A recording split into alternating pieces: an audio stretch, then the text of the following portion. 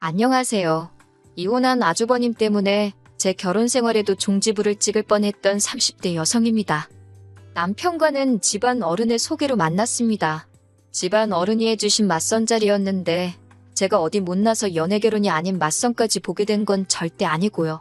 제 성격이 원래 낯도 많이 가리고 거기다 여중여고여대를 나와서 친구들도 전부 여자뿐이다 보니 친정어머니가 노파심에 여기저기 제 선자리를 알아보고 다니셨던 모양이에요. 남편은 당시 제약회사 영업직으로 일하고 있었고 저는 학원 강사였어요.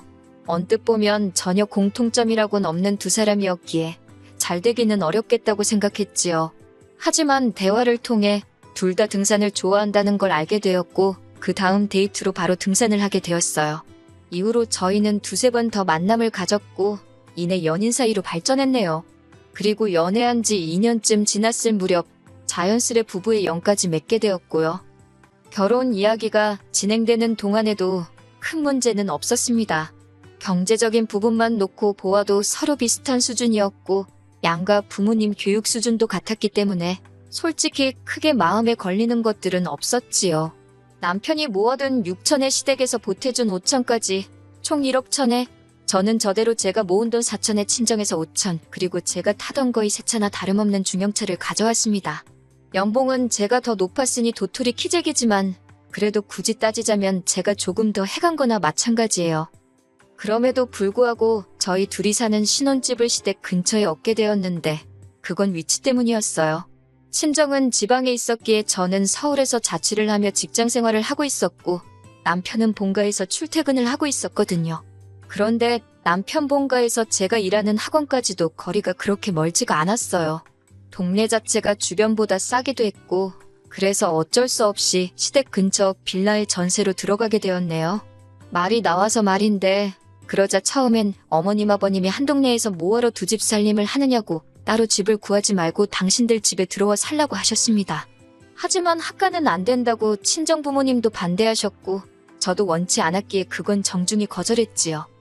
결혼하고 처음 한 1년은 그럭저럭 나쁘지 않았습니다. 대부분의 여자들이 결혼한 첫 해에 겪는 일들 있잖아요. 어머님 아버님 생신상 차리기라던가 명절이라던가 김장 같은 집안 안팎 행사들의 얼굴을 비추며 소위 며느리 도리하느라 바쁘게 흘러갔는데 크게 불만 같은 건 없었어요. 속된 말처럼 들리지만 저 혼자 독박을 쓴 게 아니라 아주버님의 부인 그러니까 형님도 대부분의 일을 같이 했거든요.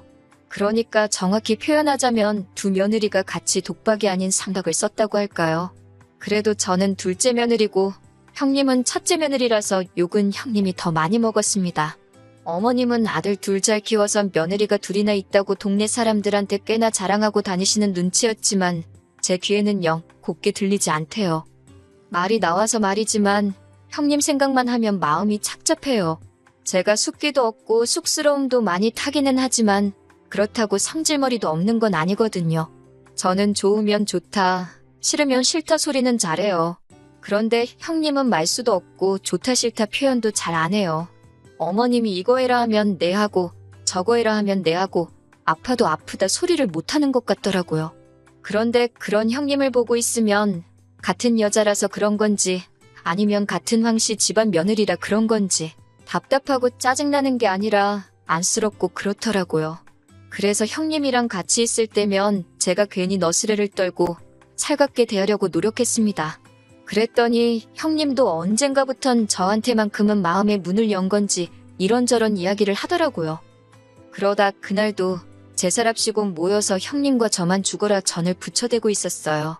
어머님은 아들 둘 끼고 하오 TV 보고 계시고 아버님은 몸이 안 좋다며 안방에 누워 계셨지요. 제가 먼저 형님한테 남편 이야기를 시작했어요. 별건 아니고 왜 양말을 뒤집어 벗어놓는 건지 모르겠다.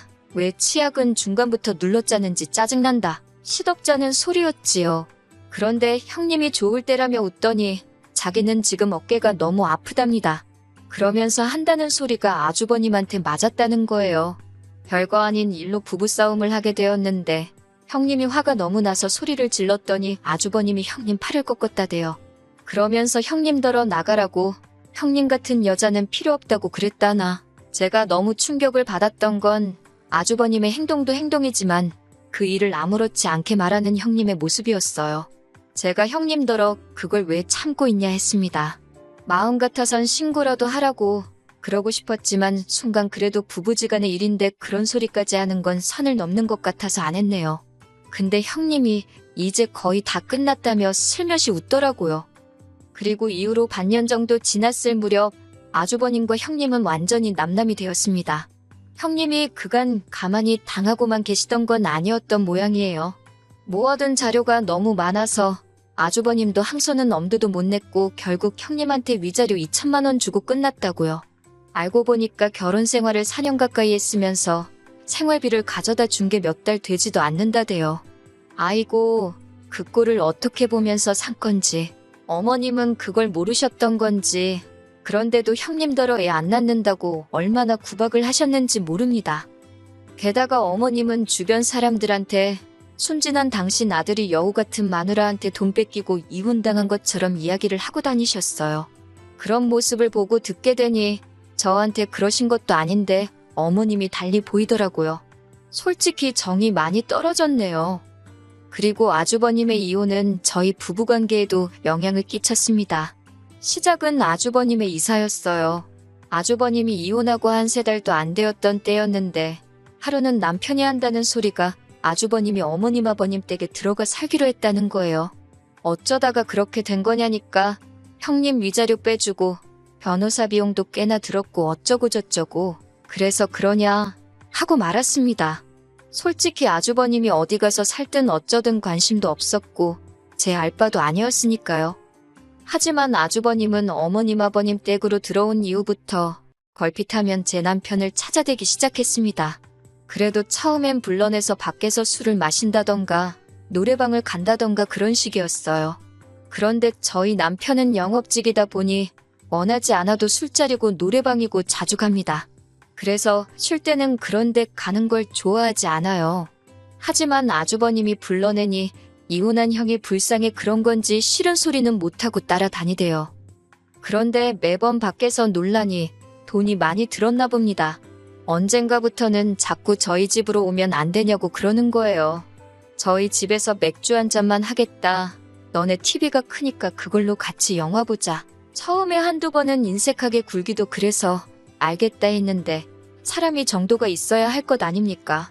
주말은 물론이고 평일 저녁에도 오려고 하니 미치겠더라고요. 결국 참다 못한 제가 아주버님더러 이제 그만 오시라 했습니다. 솔직히 듣기 좋은 핑계를 이렇게 저렇게 댈 수도 있었겠지만 능구렁이 같은 인간이 못 알아들은 척 할 수도 있겠다 싶어서 단도직입적으로 말했지요. 그리고 그 이야기는 저도 어느 정도는 예상했었지만 역시나 남편 귀에도 들어갔습니다. 남편이 아무리 그래도 그렇지 자기 형인데 어떻게 오지 말라 소리를 했냐며 저한테 심했다고 사과하라대요. 뒤이어 한다는 말이 제가 형님을 좋아했던 건 아는데 그래도 그 여자는 이제 남이라고, 아니 원수나 마찬가지랍니다. 자기 형은 불쌍한 사람이라면서 따뜻하게 대해주라나요? 어이가 없어서 남편더러 내가 형님 편들자는 건 아니지만 아주버님이 형님 때린 건 아냐. 생활비도 안 줬다면서 그런 남편을 어떤 아내가 참고 살고 싶겠냐. 나라도 이혼한다고 쏘아붙였습니다. 그러니까 남편이 한다는 소리가 그런 말을 하는 여자는 맞아도 싸답니다. 형님도 괜히 맞았겠냐고 아주버님 귀에 거슬리는 소리를 하니까 맞았을 거라나요. 솔직히 그 말을 듣는데 소름이 확 끼치더라고요. 당신이 그런 사고방식을 가진 사람인지는 몰랐다니까 자기는 저한테 손 뗄 생각이 없답니다. 하지만 맞을 짓을 하는 사람은 맞아도 싸다는 거라며 저한테 한 이야기가 아닌데 왜 과민 반응을 하느냐 그러대요. 저는 남편에게 너무 실망했고 이후로 남편이 어떤 듣기 좋은 소리를 해도 곱게 들리지가 않더라고요. 그런데 그런 와중에 어머님 생신이었어요. 혼자서 생일상 차릴 생각을 하니 시작도 하기 전에 한껏 예민해졌지요. 남편더러 그냥 나가서 먹자니까 아버님 몸도 안 좋으시고 그냥 집에서 먹으면 안 되겠냐 해요. 그래서 제가 그럼 나는 미역국만 끓이겠다. 나머지는 어머님 아버님 댁에 가서 배달시키자 했습니다. 남편은 마음에 안 든다는 식이었지만 그럼 당신이 하라니까 삐죽거리며 나와있던 주댕이가 쏙 들어가대요. 그렇게 생신 당일날 시댁에 도착했습니다. 끓여간 미역국을 데우려고 가스레인지에 올렸고 남편이 음식을 시켰어요.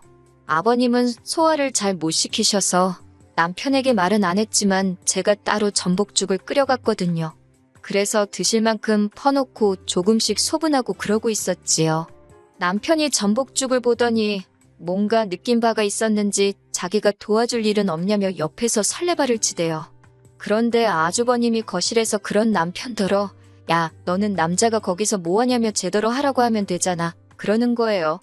100번 양보해서 남편이야 동생이니까 야라고 한다지만 저를 왜 쟤라고 부르는 건지 자기랑 나랑 친구냐고요. 열이 확 올라왔지만 상종을 말자 싶어서 꾹꾹 눌러 참고 있었습니다. 그렇게 주문한 중화요리 몇 가지가 차려졌고 어머님 생신을 축하드렸습니다.